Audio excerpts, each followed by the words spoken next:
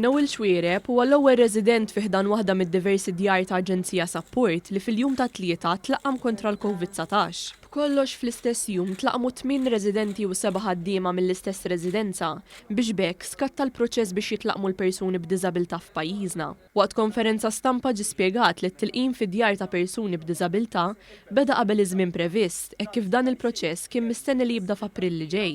Il-kap eżekuttiv ta' Aġenzija Sapport spjegat li l-persuni b'diżabilità kienu fost l-aktar li ntlaqtu mill-pandemija u t-tilqima ser toffri serħan il-moħħ. Qegħdin naraw li fil-jiem li ġejjin id-9 residenti li għandna Malta u l-dar li għandna f'Għawdex jiġu imlaqmin kollha, kemm ir-residenti u kemm l-istaff.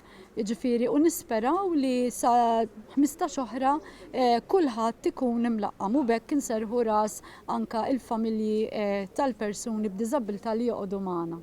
Min-naħa tagħha, il-Ministru għall-Inklużjoni Giulia Farrugia Portelli ħabbret li sa Marzu li ġej mistennija jitlaqmu biż-żewġ dożi il fuq minn 900 persuna fi dan is-settur tal-persuni b'diżabilità. Il-mira tal-lum hija tfisser ħafna kemm għalina kif ukoll għar-residenti u dawk kollha li jaħdmu f'dan is-settur.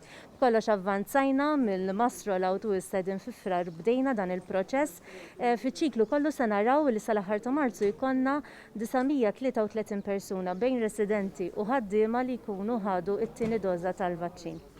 Preżenti kien hemm ukoll is-Segretarju Permanenti Matthew Vella li spjega kif dan il-proċess ta' tilqim jikkumplementa ma' kullana ta' protokolli li jsaħħu l-ġid tal-persuni b'abiltajiet differenti.